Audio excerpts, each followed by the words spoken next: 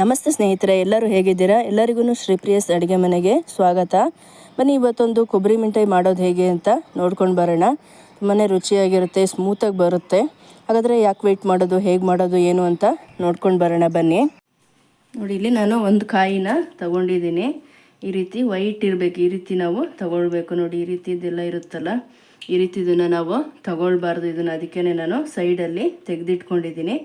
ಇದನ್ನು ನಾವು ಮತ್ತೆ ಸ್ವಲ್ಪ ಪುಡಿ ಮಾಡ್ಕೊಳ್ಳೋಣ. ಯಾಕೆಂದರೆ ನಾವು ತುರಿದಾಗ ಒಂದು ದಪ್ಪ ಇರುತ್ತೆ, ಒಂದು ತೆಳು ಇರುತ್ತೆ. ನೋಡಿ, ಈ ರೀತಿದೆಲ್ಲ ದಪ್ಪ ದಪ್ಪ ಇರುತ್ತಲ್ವ, ಅದು ತಿನ್ನೋದಕ್ಕೆ ಚೆನ್ನಾಗಿರಲ್ಲ.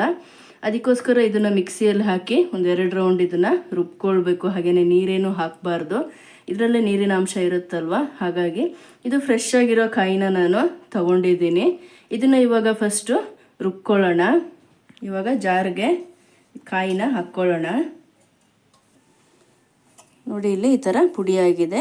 ಇವಾಗ ನೋಡಿ, ಎಲ್ಲದನ್ನು ಈಕ್ವಲ್ ಆಗಿದೆ. ಇದು ತಿನ್ನಬೇಕಾದ್ರೆ ಬಾಯಿಗೆಲ್ಲ ಸಿಗಲ್ಲ ಕಾಯಿ. ಇವಾಗ ಇದು ಸಕ್ಕರೆ ಎಲ್ಲ ಹಾಕಿದಾಗ ಚೆನ್ನಾಗಿ ಮಿಕ್ಸ್ ಆಗುತ್ತೆ, ತಿನ್ನೋದಕ್ಕೆ ಚೆನ್ನಾಗಿರುತ್ತೆ ಈ ರೀತಿ ಮಾಡ್ಕೊಳ್ಳೋದ್ರಿಂದ. ಇದನ್ನು ನಾನು ಇವಾಗ ಒಂದು ಕಪ್ಗೆ ಹಾಕ್ಕೊಳ್ತೀನಿ. ಇದನ್ನೇನಕ್ಕೆ ಹಾಕಿ ತೋರಿಸ್ತಾ ಇದ್ದೀನಿ ಅಂದರೆ, ಇದು 1 ಕಪ್ಪಲ್ಲಿ ನಾವು ಕಾಯಿನ ಎಷ್ಟು ತಗೊಳ್ತೀವೋ ಅದರ ಅರ್ಧದಷ್ಟು ಸಕ್ಕರೆನ ಹಾಕ್ಕೊಳ್ಬೇಕು. ಆವಾಗ ಕರೆಕ್ಟ್ ಮೆಜರ್ಮೆಂಟ್ ಬರುತ್ತೆ. ಸ್ವೀಟ್ ಜಾಸ್ತಿ ಆಗಲಿ ಕಡಿಮೆ ಆಗಲಿ ಇರಲ್ಲ, ಈಕ್ವಲ್ ಆಗಿರುತ್ತೆ. ಅದಕ್ಕೋಸ್ಕರ ನಾನು ನಿಮಗೆ ತೋರಿಸೋದಕ್ಕೋಸ್ಕರ ಇದನ್ನು ಕಪ್ಪಲ್ಲಿ ಮೆಜರ್ಮೆಂಟನ್ನು ತಗೊಳ್ತಾ ಇದ್ದೀನಿ. ನೋಡಿ, ಇದರಲ್ಲಿ ನಾನು 1 ಕಪ್ ತಗೊಂಡಿದ್ದೀನಿ. 1 ಕಪ್ಗಿಂತ ಸ್ವಲ್ಪ ಕಡಿಮೆ ಇದೆ. ನೋಡಿ, ಇಷ್ಟಿದೆ. ಇದರಲ್ಲಿ ನಾವಿವಾಗ ಅರ್ಧನ ಸಕ್ಕರೆ ತಗೊಳ್ಬೇಕು. ಇದನ್ನು ಫಸ್ಟು ನಾವಿವಾಗ ಬಾಣಲಿಗೆ ಹಾಕ್ಕೊಳ್ಳೋಣ. ಬಾಣಲಿನ ನಾನಿಲ್ಲಿ ತಗೊಂಡಿದ್ದೀನಿ. ನೋಡಿ, ಇದಕ್ಕೆ ಇದನ್ನು ಕಾಯಿನ ಹಾಕ್ಕೊಳ್ಳೋಣ. ಇದಾದಮೇಲೆ ಈಗ ಇದರಲ್ಲಿ ಅರ್ಧ ಕಪ್ಪು ನಾವು ಸಕ್ಕರೆನ ತಗೊಳ್ಳೋಣ.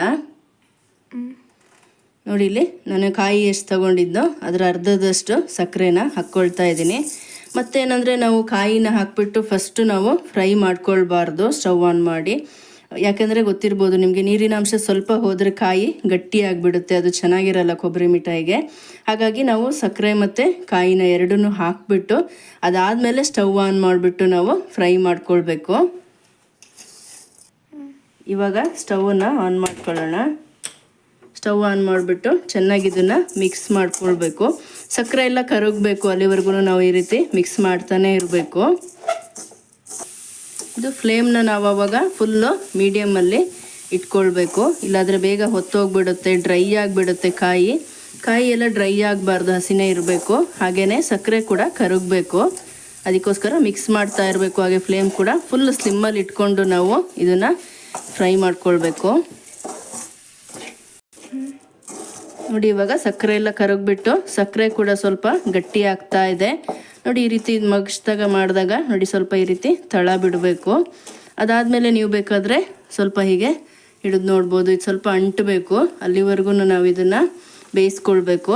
ಆವಾಗ ನಾವು ಕರೆಕ್ಟಾಗಿ ಬಂದಿದೆ ಅಂದ್ಬಿಟ್ಟು ಚೆನ್ನಾಗಿ ಅಂಟಬೇಕು. ಹಾಗೆ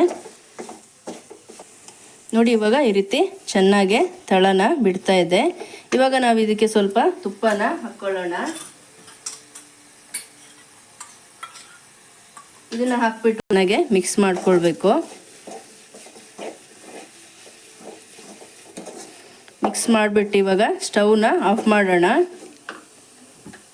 ಸ್ಟವ್ ಆಫ್ ಮಾಡಾದಮೇಲೆ ನಾನಿಲ್ಲಿ ಸ್ವಲ್ಪ ಏಲಕ್ಕಿ ಪೌಡರ್ನ ಹಾಕ್ತಾಯಿದ್ದೀನಿ ಲಾಸ್ಟಿಗೆ. ಏಲಕ್ಕಿ ಪೌಡರ್ನ ಹಾಕ್ಬಿಟ್ಟು ಒಂದು ಸಲ ಚೆನ್ನಾಗೆ ಮಿಕ್ಸ್ ಮಾಡ್ಕೊಳ್ಬೇಕು. ನೋಡಿ, ಇಲ್ಲಿ ನಾನು ಒಂದು ಪ್ಲೇಟ್ನ ತಗೊಂಡಿದ್ದೀನಿ. ಇದಕ್ಕೆ ತುಪ್ಪನೆಲ್ಲ ಸ್ಪ್ರೆಡ್ ಮಾಡ್ಕೊಂಡಿದ್ದೀನಿ. ಇವಾಗ ಇದಕ್ಕೆ ಹಾಕ್ಕೊಳ್ಳೋಣ ಇದನ್ನೆಲ್ಲ.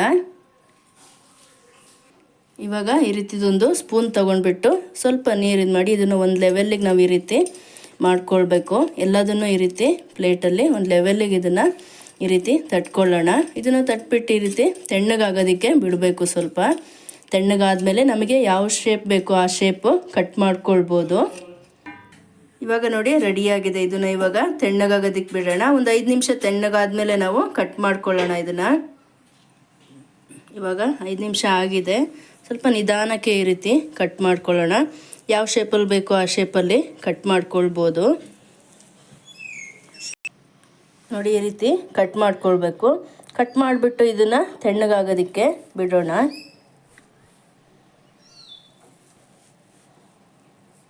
ಇದನ್ನು ಇವಾಗ ಒಂದು 2 ಗಂಟೆ ತಣ್ಣಗಾಗೋದಕ್ಕೆ ಬಿಡೋಣ ಫುಲ್ಲು.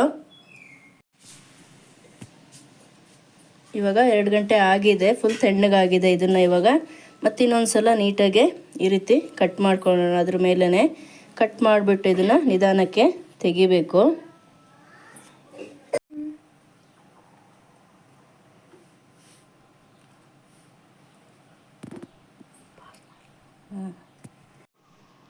ನೋಡಿ ತುಂಬ ಚೆನ್ನಾಗಿ ಬಂದಿದೆ. ನಿಮ್ಗೆ ಯಾವ ಶೇಪ್ ಬೇಕು, ಎಷ್ಟು ದಪ್ಪ ಬೇಕು ಈ ರೀತಿ ಕಟ್ ಮಾಡ್ಕೊಳ್ಬೋದು. ಇದನ್ನ ಒಂದು ಬಾಕ್ಸಿಗೆ ಹಾಕಿ ಇಟ್ಕೊಳ್ಬೋದು, ಯಾವಾಗ ಬೇಕೋ ಆವಾಗ ತಿನ್ಬೋದು. ನೋಡಿ ತುಂಬಾ ಚೆನ್ನಾಗಿ ಬಂದಿದೆ. ನೋಡಿ ಇವಾಗ ಬಾಕ್ಸಿಗೆಲ್ಲ ಹಾಕಿ ಇಟ್ಟಾಗಿದೆ. ಮಕ್ಕಳು ಕಾಯ್ತಾ ಇದ್ದಾರೆ ಹೇಗಿದೆ ಏನು ಅಂತ ಟೇಸ್ಟ್ ನೋಡೋದಕ್ಕೆ. ಬನ್ನಿ ಕೇಳಿ ನೋಡೋಣ, ಕೊಡೋಣ ಅವ್ರಿಗೇನೆ, ತಿನ್ಬಿಟ್ಟು ಏನು ಹೇಳ್ತಾರೆ ಏನು ಅಂತ ನೋಡೋಣ. ಬನ್ನಿ ತಗೊಳ್ಳಿ ಮಕ್ಕಳ, ಹೇಗಿದೆ ನೋಡಿ ಹೇಳಿ ತಿನ್ಬಿಟ್ಟು. ನಿಧಾನ ನಿಧಾನ. ಚೆನ್ನಾಗಿದೆ ಫಸ್ಟ್ ತಿನ್ನು. ತುಂಬಾ ಚೆನ್ನಾಗಿದೆ. ಹೌದಾ? ಸ್ಮೂತ್ ಆಗಿದೆಯಾ?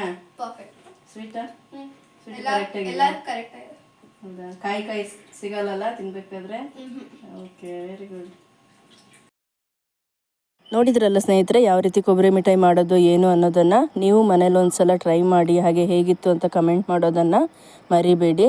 ಹಾಗೆಯೇ ನಿಮಗೆ ಈ ವಿಡಿಯೋ ಇಷ್ಟ ಆದರೆ ಲೈಕ್ ಮಾಡಿ, ನಿಮ್ಮ ಫ್ರೆಂಡ್ಸಿಗೂ ಶೇರ್ ಮಾಡಿ. ಯಾರು ಫಸ್ಟ್ ಟೈಮ್ ನೋಡ್ತಾ ಇದ್ದೀರಾ, ನನ್ನ ಚಾನಲ್ನ ಸಬ್ಸ್ಕ್ರೈಬ್ ಆಗಿಲ್ವೋ ಅವರೆಲ್ಲ ಸಬ್ಸ್ಕ್ರೈಬ್ ಮಾಡ್ಕೊಳ್ಳಿ. ನೆಕ್ಸ್ಟ್ ಹಾಕೋ ನಾನು ಎಲ್ಲ ವೀಡಿಯೋಗಳು ನಿಮಗೆ ನೋಟಿಫಿಕೇಷನ್ ಬರುತ್ತೆ. ನೀವು ಕೂಡ ಈ ರೀತಿ ರೆಸಿಪಿಗಳನ್ನ ಮನೆಯಲ್ಲಿ ಟ್ರೈ ಮಾಡ್ಬೋದು. ನೆಕ್ಸ್ಟ್ ಇಂಥದ್ದೇ ಒಂದು ಒಳ್ಳೆ ವೀಡಿಯೋದೊಂದಿಗೆ ಭೇಟಿಯಾಗೋಣ. ಅಲ್ಲಿವರೆಗೂ take care, bye. Thank you.